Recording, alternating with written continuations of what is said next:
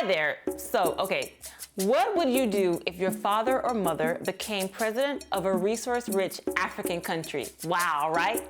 Well, today, many African presidents' children are not really setting good examples, right? They're not really good role models. You would agree.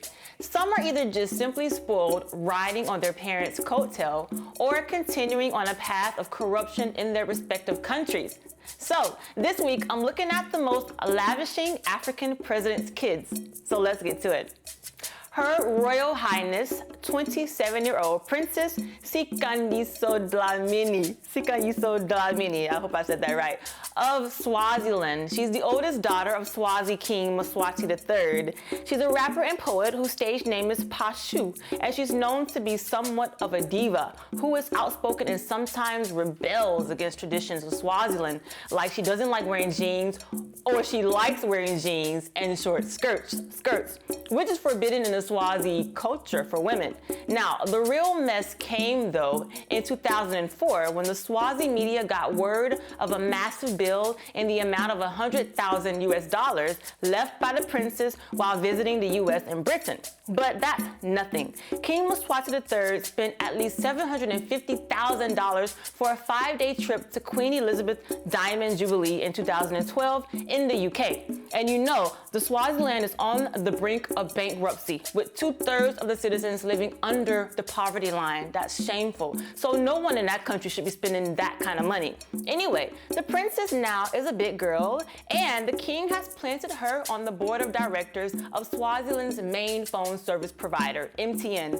Talk about privilege. Here's Sikhanyiso doing the famous Reed dance.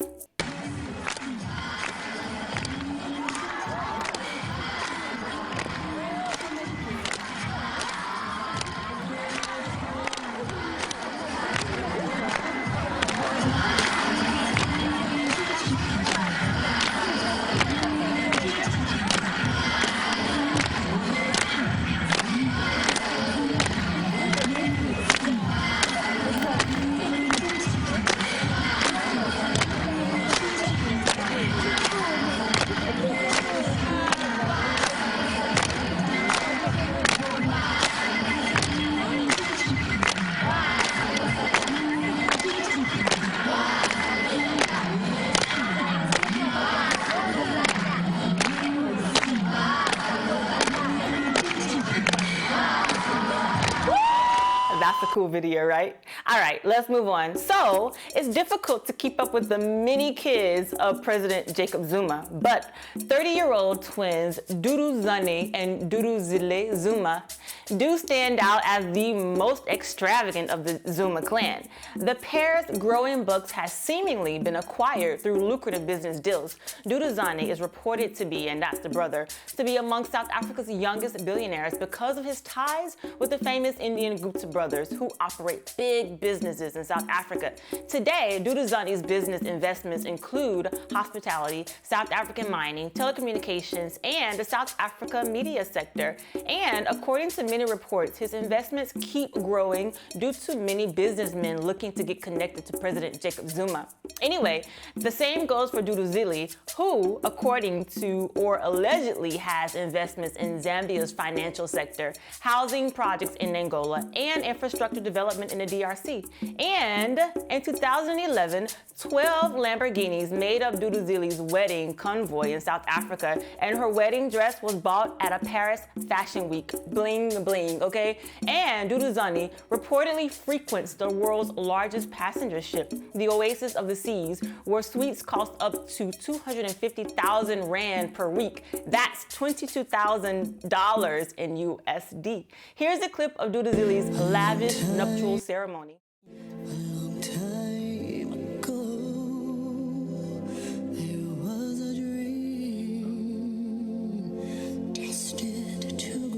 Well, she has always been a good girl, well-behaved, very logical.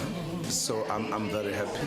I know that I'm handing her over to my son-in-law with pride, that I'm handing over a complete human being. Didn't know, I just want to wish you all the best in your life. I know that you guys are going to be happy and you guys are going to build a very strong home. I just want you guys to take care of each other. You guys need to be each other's rocks. And yeah, all the best. And may you have lots and lots and lots and lots of babies.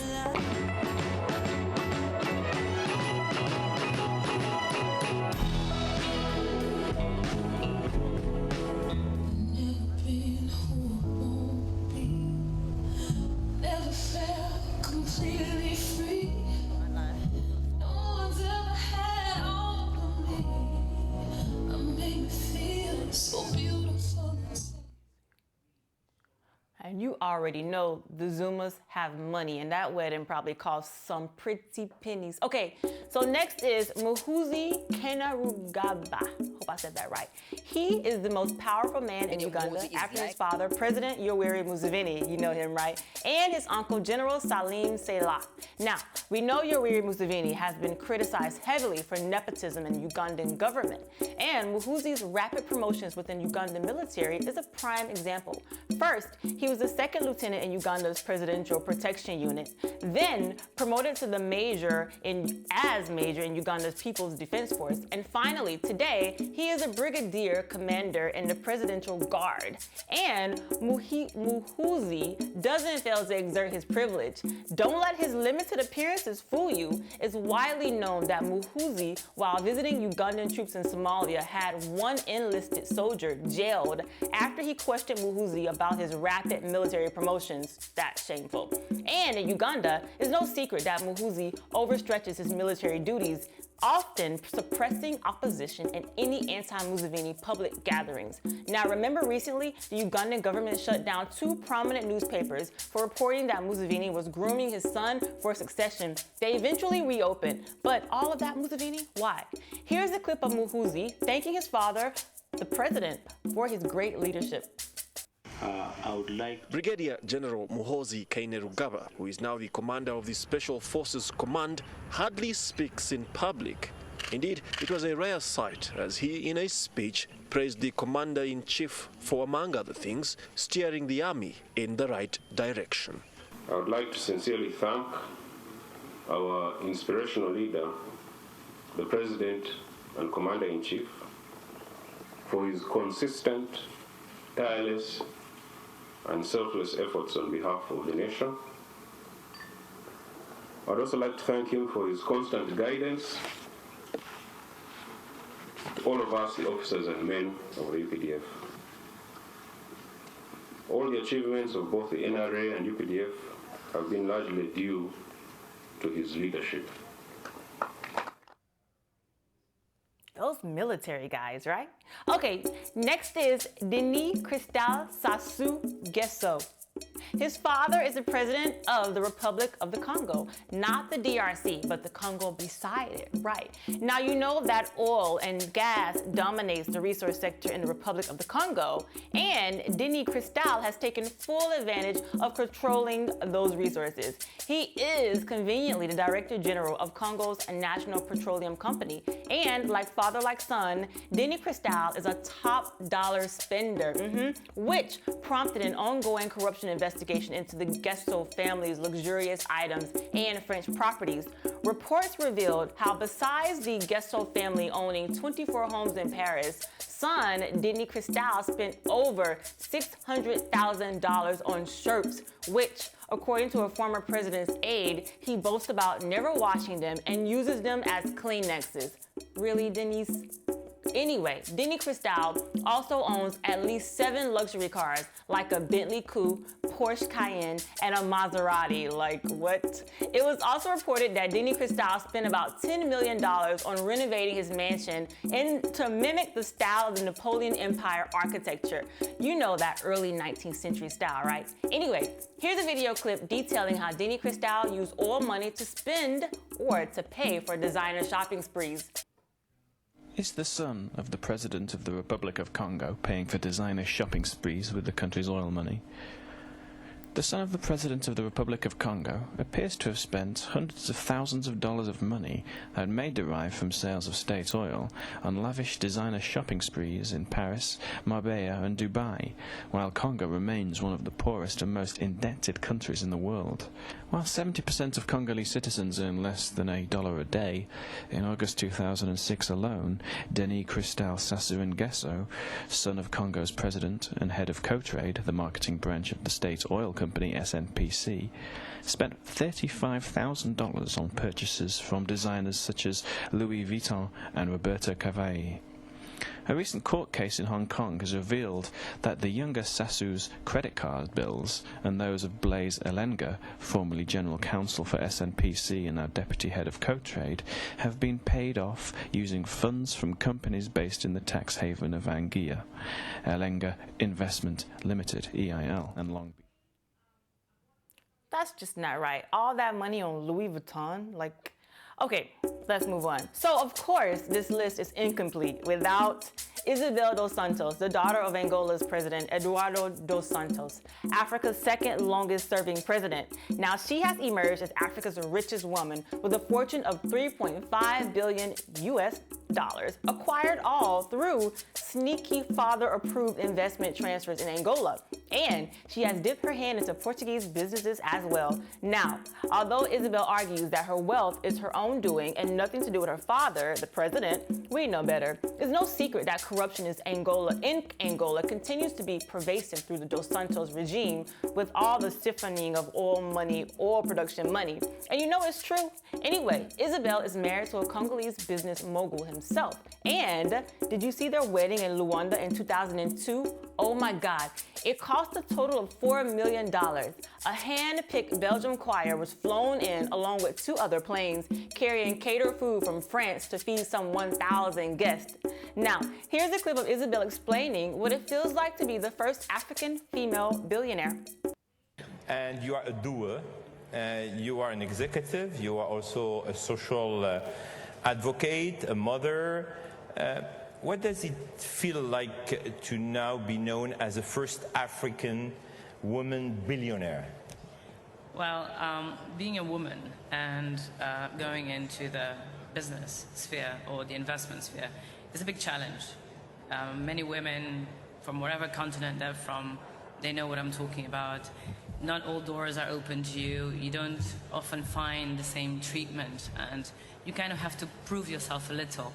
But then again, when you come from Africa, then there's like double jeopardy. You're a woman and you're African. And on top of it, if you're young, then you have no credibility. So it is difficult. But I think that there's a new tendency in the world. If we look around all economies, we have a lot of young people starting up businesses, having initiative, creating employment. And so I think basically it's African women are just there. We have a right. I'm just saying, Isabel, do right by the people of Angola. All right, let's move on. Now, I know that you have heard about the amazing, lavish lifestyle of 43-year-old Teodorin Obiang, son of the president of Equatorial Guinea, Teodorin Obiang. He's another one of Africa's longest-serving presidents. Anyway, Teodorin, his son, is the second vice president of the country and scarcely heir to the throne. His life has been full of shameful scandals, seriously. First of all, with the help of oil-greedy American and French banks, the Obiang family has been able to harbor millions while the majority of Equatorial Guineans barely have access to clean water. Anyway, Teodorin, in 2006, while dating rapper Eve, allegedly dropped $25 million on one of her projects, not to mention the renting of a $700,000 yacht for a party for her. I guess he thought that she could assist him in his own failed music label, as he was once an aspiring rapper. Anyway, here's the juice. Teodorin found ways to acquire a $35 million California mansion in Malibu. Michael Jackson memorabilia is worth about $2 million, a Gulfstream jet costing $38.5 million, and several sports cars like the very rare Bugatti Veyron, which I've never even heard of, a Maserati, and a whole lot more. Now, where is all this money coming from? His annual salary as second vice president is only about $80,000. But now, thanks to a corrupt corruption investigation, Teodorin and the Obiang family's extravagance came to a halt. In 2011, all 11 of Teodorin's luxury cars were seized in Paris, along with a $130 million home, and in 2012, a warrant for his arrest was issued for corruption charges. But do you think Teodorin learned his lesson? I don't know. Here's a clip of his sports cars being seized, or supercars being seized.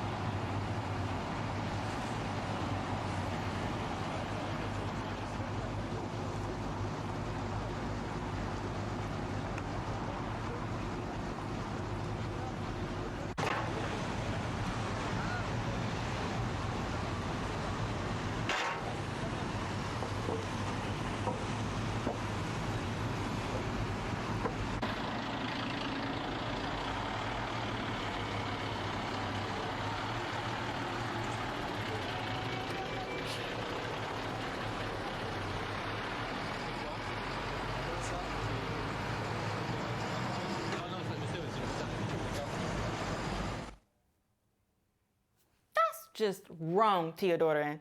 All right, so that's my list. And that was crazy, right? But on a serious note, these presidents' kids are really unfortunately born into these outrageous lifestyle situations. And I can't help but to think that if these African presidents would serve their country properly to begin with, the continent would have some really exemplary, that's right, first children.